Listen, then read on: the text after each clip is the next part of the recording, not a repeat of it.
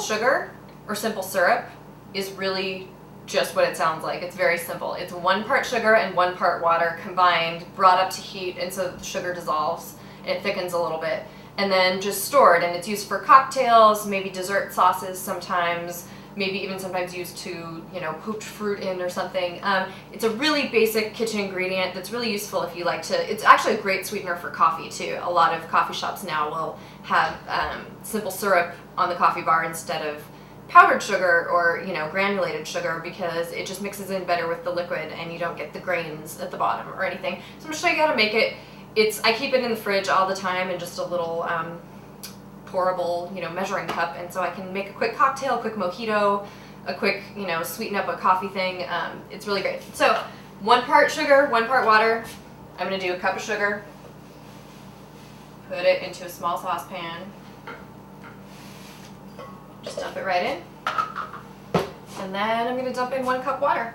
And some people will say that you know, 1 cup sugar, half a cup of water. If you want a thicker syrup, you can reduce the amount of water a little bit. But 1 to 1 is really easy to remember, and it does a nice pourable syrup, so that's what I like to do. Turn on the heat,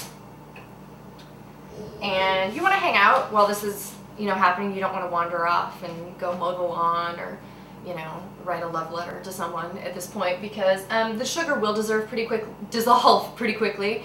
And if you leave it for too long, it'll start to caramelize and burn, and you don't want it to caramelize and burn, because the whole point of simple syrup is that it's sort of a light sweetener and it just tastes like sugar. And once you start to caramelize it a little bit, can be good for some things, but it's going to give you that caramel taste thing that you might not want in a mojito or in a margarita or something. And so, yeah, just hang out and watch it. You don't really even need to stir it. You might want to swirl the pan a couple of times just to make sure everything's combining. But if you do a lot of stirring, you'll get a lot of sugar up the sides of the pan and it will start to crystallize. It'll be a little hard to get off. So you just kind of want to let it sit there and take a look at what it looks like as it dissolves.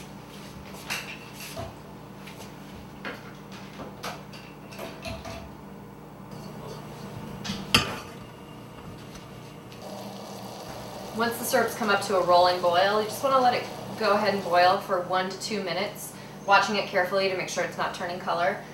This is just going to help everything dissolve, have it thicken a little bit. Some of the moisture is going to evaporate away.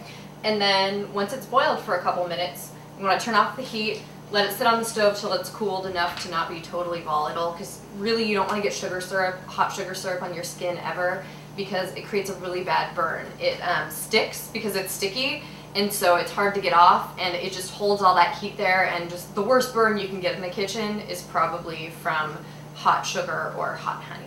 So be really careful. But once it's cooled enough so that it's not boiling and all crazy, go ahead and just pour it into, you know, any heat-proof measuring cup, and then put it in the fridge and let it cool the rest of the way. And you can just store it that way, or you can store it in a jar or whatever. And it's even fine at room temperature for a while. But I keep mine in the fridge just because occasionally mold or spores from the air can get in, and it'll get a little bit of mold or something on it. But in the fridge, it'll keep indefinitely. And that's it.